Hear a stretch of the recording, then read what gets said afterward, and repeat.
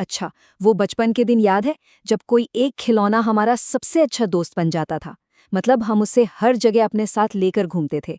लेकिन क्या हो अगर मैं ये कहूँ कि 1918 में जापान में कुछ ऐसा हुआ था जिसे सुनकर शायद कोई भी किसी डॉल को फिर कभी दोस्त नहीं बनाना चाहेगा। जरा सोच कर देखिए, जिस चीज से किसी को सबसे ज्यादा लगाव हो, वही उसकी रातों की नींद हराम कर दे तो? हम्म तो इसी सवाल के साथ हम इस खौफनाक कहानी की गहराइयों में उतरते हैं।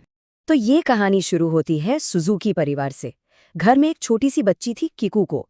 उसका चौथा जन्मदिन आने ही वाला था और उसका जो बड़ा भाई था इकिची, वो उसके लिए कुछ कुछ बहुत ही खास करना चाहता था। देखिए, सुजुकी परिवार की आर्थिक हालत कुछ खास अच्छी नहीं थी। पिता दिहाड़ी मजदूर थे और माँ सिलाई करके जैसे तैसे घर चलाने में मदद करती थीं। अब इन सारी मुश्किलों के बीच भी नन्ही किकुको की बस एक ही ख्वाहिश थी। उसे अपने जन्मदिन पर एक सुंदर सी डॉल चाहिए थी जो उसकी उसकी सबसे अच्छी दोस्त बन सके। अब अपनी छोटी बहन की ये मासूम सी इच्छा एकीची से देखी नहीं गई। उसने ठान लिया कि वो इसे जरूर पूरा करेगा। और पता है, पूरे 1 महीने तक उसने अपनी पढ़ाई के साथ साथ छोटे मोटे काम किए, पैसे जोड़े, सिर्फ और सिर्फ उस एक डॉल के लिए। फिर एक दिन जब वो बाजार से गुजर रहा था तो इकिची की नज़र एक दुकान में रखी एक डॉल पर पड़ी। लाल किमोनो पहने, काले बालों वाली वो गुड़िया बाकी सबसे एकदम अलग थी। उसे देखते ही इकिची को लगा, बस अपनी बहन के लिए इससे बेहतर तोहफा तो हो ही नहीं सकता, और उसने वो डॉल खरीद ली। और जब किकुको ने अपने चौथे जन्मदिन पर वो तोहफा देखा तो उसकी खुशी का कोई ठिकाना ही नहीं रहा। उसने फौरन उस डॉल का नाम रखा ओकीकू। अब तो बस ओकीकू ही उसकी पूरी दुनिया थी। वो उसे अपने साथ खिलाती थी, सुलाती थी, मतलब एक पल के लिए भी खुद से दूर नहीं करती थी। पर यह खुशी ज्यादा दिनों तक नहीं टिक सकी।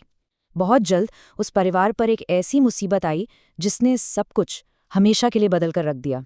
हुआ यूं कि एक दोपहर खेलते हुए किकुको को एक मच्छर ने काट लिया और उसे तेज मलेरिया हो गया। अब उस जमाने में इसका कोई पक्का इलाज तो था नहीं। अपनी आखिरी सांसों तक किकुको ने अपनी प्यारी ओकीको डॉल को सीने से लगाए रखा और आखिरकार उस नन्ही सी जान ने दम तोड़ दिया। अब देखिए, जापानी परंपरा के हिसाब से मरने वाले की सबसे प्यारी चीज को भी उसके साथ ही विदा कर दिया जाता है। परिवार भी यही चाहता था कि ओकीकू डॉल का अंतिम संस्कार किकुको के साथ ही हो, लेकिन उन्हें इसकी इजाजत नहीं मिली। तो उन्होंने किकुको की याद में उस डॉल को घर में एक वेदी पर सजा दिया। और बस यहीं से उस घर में असली डर ने दस्तक दी। धीरे धीरे परिवार का जो दुख था वो एक अनजाने खौफ में बदलने लगा था। एक रात की बात है, इकिची को हॉल से कुछ फुसफुसाने की हल्की हल्की आवाजें आईं, बिल्कुल वैसे जैसे किको को कुछ कह रही हो। फिर उसे एक बच्ची के धीरे से हंसने की आवाज भी सुनाई दी, और जल्द ही परिवार के बाकी लोगों को भी रात में ऐसी अजीबोगरीब आवाजें सुनाई देने लगीं।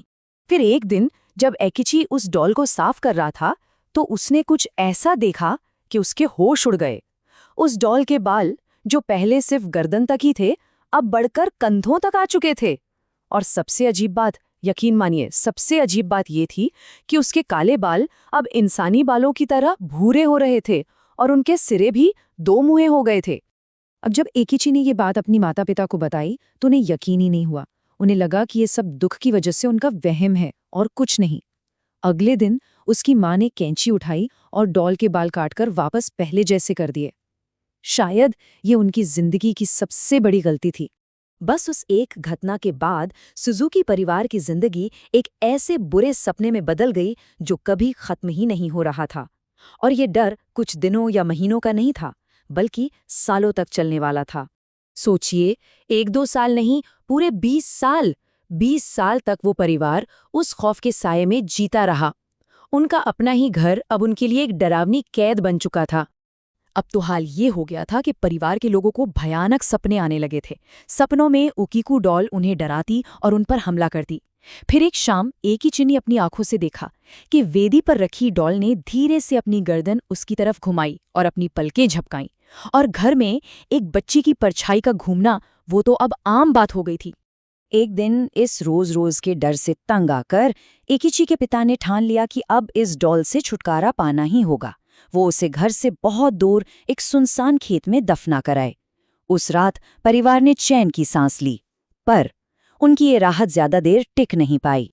देर रात दरवाजे पर जोर जोर से कोई दस्तक देने लगा। जब पिता ने कांपते हाथों से दरवाजा खोला तो सामने ओकीकू डॉल खड़ी थी। इससे पहले कि वो कुछ समझ पाते, डॉल के बाल किसी सांप की तरह तेजी से बढ़े और उनके पिता की गर्दन से लिपट गए, उनका गला घोंटने लगे। अपने पिता को ऐसे छटपटाते देख इकिची के मुंह से घबराहट में अपनी बहन का नाम निकला। वो जोर से चिल्लाया, किकुको। और ये नाम सुनते ही जैसे कोई चमत्कार हुआ। डॉल के बाल एकदम बेजान हो गए, उसकी पकड़ ढीली पड़ गई और वो जमीन पर गिर पड़ी, बिल्कुल एक आम खिलौने की तरह। उस रात के बाद परिवार ये बात अच्छी तरह समझ गया था कि वो इस चीज से खुद छुटकारा नहीं पा सकते। 20 साल तक ये सब झेलने के बाद उन्होंने आखिरकार आखिरी रास्ता चुना। आखिरकार सुजुकी परिवार ने उस डॉल को जापान के मन्नेंजी बौद्ध मंदिर को सौंप दिया, बस इसी उम्मीद में कि शायद वहां के पुजारी ही उन्हें इस श्राप से मुक्ति दिला पाएं।